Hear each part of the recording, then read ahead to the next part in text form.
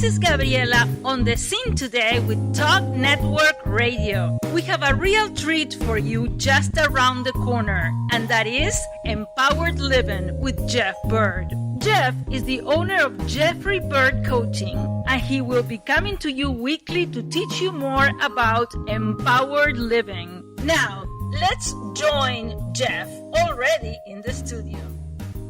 Hello and welcome.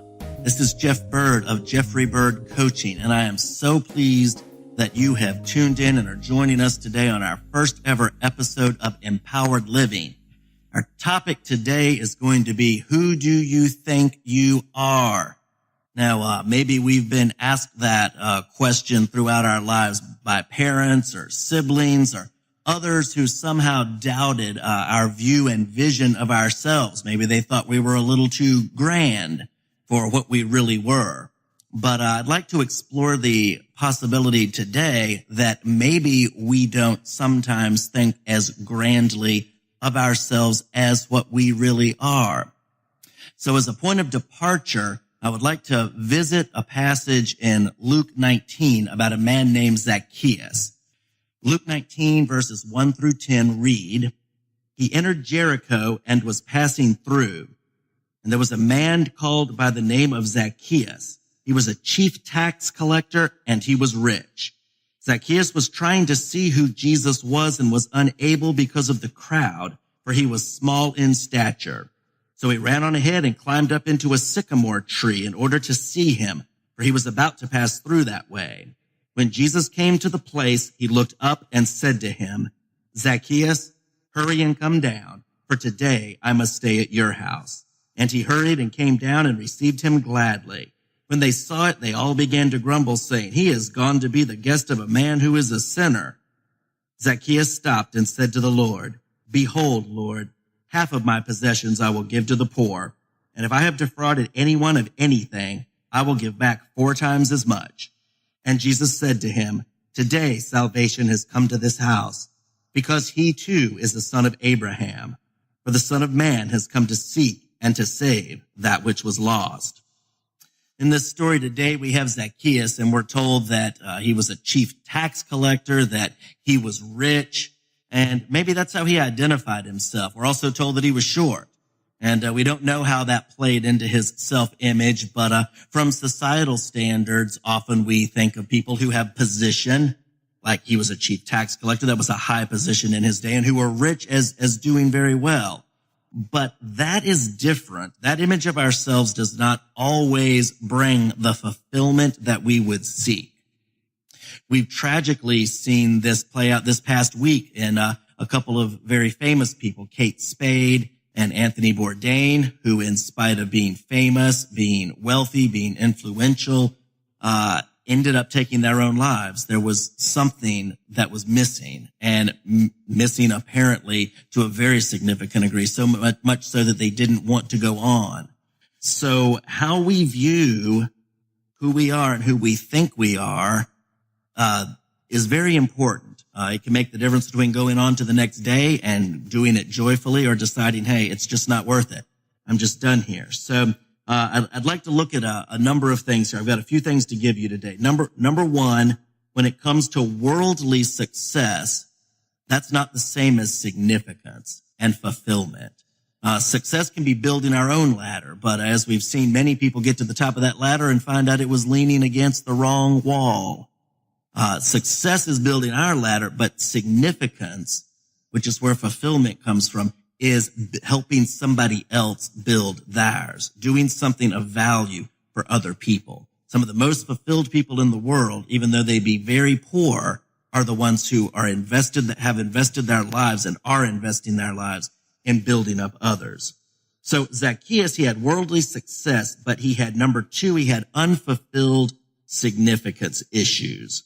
His true identity was unfulfilled, and the hunger drove him for more. We don't know what he heard about Jesus, but when he heard that he was coming by, he was driven. You see him trying to get ahead of the crowd, trying to see him climbing up the tree. There's a sense of earnestness here. He knows that there's something more than what he's previously experienced, and he wants to get it. He wants to get to see Jesus. Whatever he heard or whatever he sensed caused him to believe that there was something there that was greater than anything he had ever known and experienced before.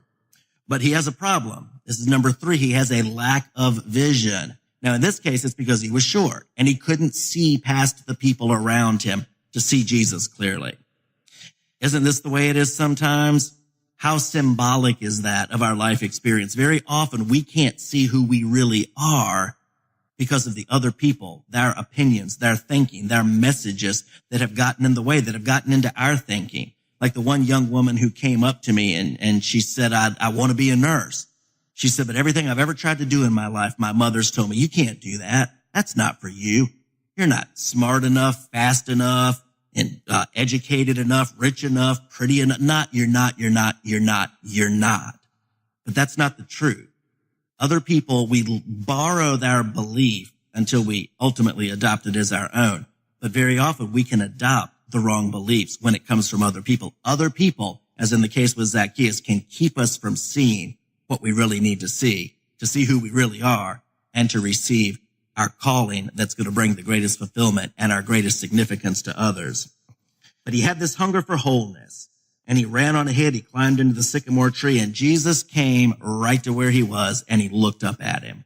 He made contact. He found the common ground. And then he gives him a calling. Jesus says, come down. Today I'm staying at your house. Now, that was all there was to it that we're told as of that moment. He didn't tell him, listen, you've been a bad guy. You need to clean up your act. You need to go and give this. We're not told that he told him any of that. He came to him, and apparently the tone that I feel is a tone of joy and of happiness. Come down, Zacchaeus. I'm staying at your house today. Come on, let's go, buddy. That's how it comes across to me. But then what Zacchaeus did as he's going with Jesus, and these other people see that Jesus has gone with him, and they start complaining against Jesus. Hey, what's he doing with this guy?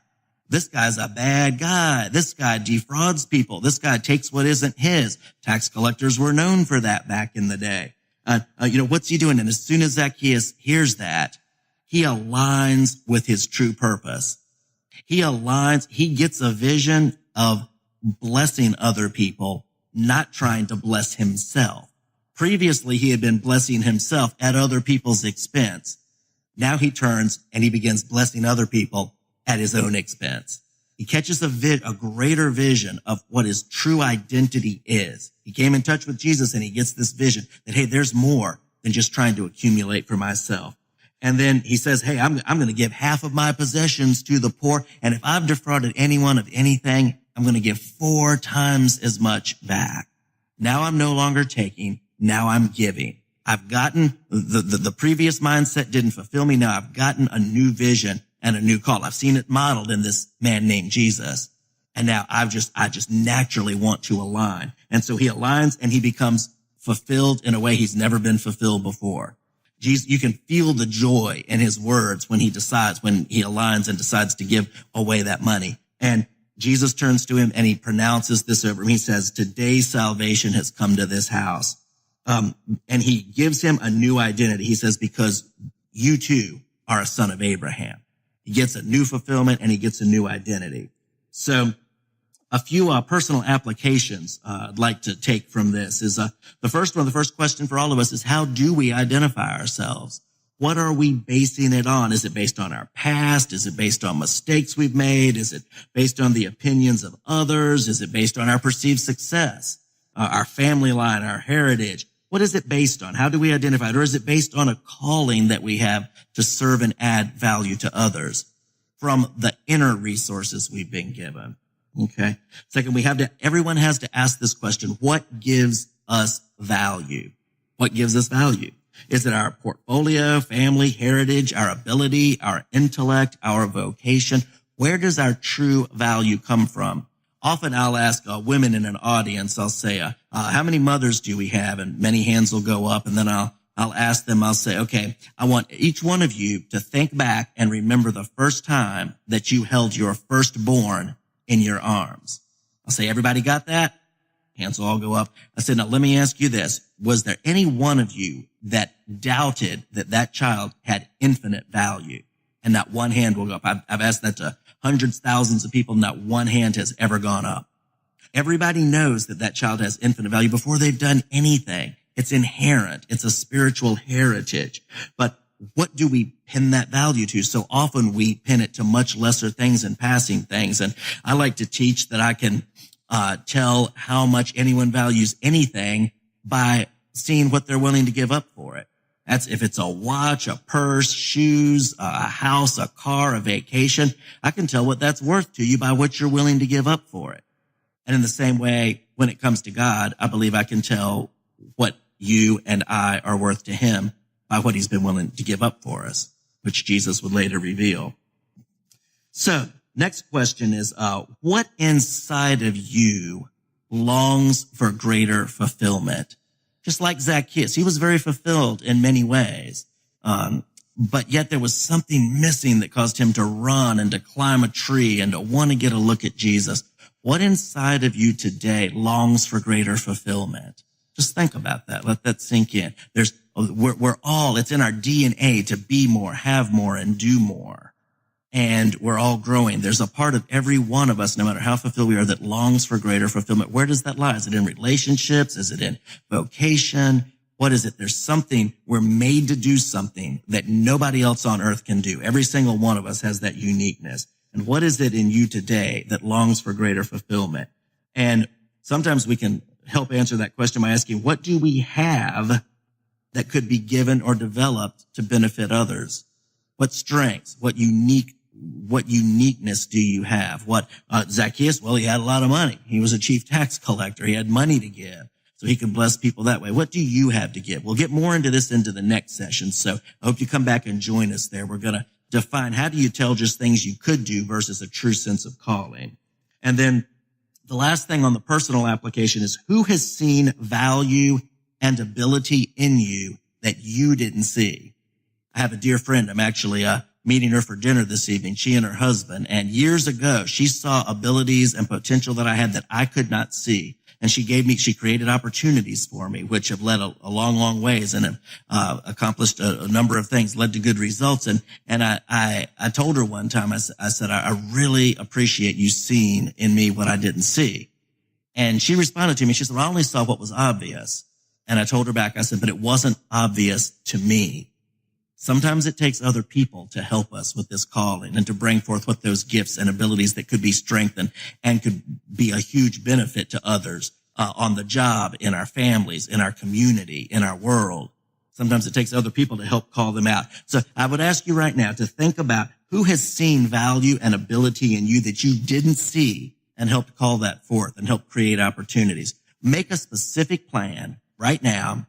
Don't do it if you're driving, but if you're at home, or later if you are driving, jot down a note of when you will have thanked them by, and reach out and say, hey, you know what? You seeing that in me, you calling that forth, you giving me that opportunity, that's made such a difference in me. Okay. I would also like to give you 6 leadership lessons, because the purpose of this program is to build us as far as business, as far as leadership, and as far as our lives go. And so I want to give you some leadership lessons here. The first one is, from the example in this story, is that leaders notice those who are hungry for more. Jesus noticed Zacchaeus running ahead and climbing into that tree. And he said, wow, nobody does that unless they're hungry for more. Jesus took notice. Second thing is, leaders seek those who are hungry for more. He didn't just notice and pass on by. He stopped at Zacchaeus' tree and he looked up. He came to common ground. Leaders find common ground with people. He came to the same ground where Zacchaeus was, and he looked up at him. He made eye contact. That's a good way of connecting with people, is if you have good eye contact. He comes to the common ground and he looks at him and he connects with them. And then third, leaders build relationship with those who are hungry for more. He came to him and he said, come on down, Zacchaeus. I'm going to stay at your house today. So he noticed him, he sought him, and now he starts building a relationship. Hey, we're going to talk along the way to your house. I'm going to stay at your house. I'm going to impart some things to you. I'm going to build a relationship.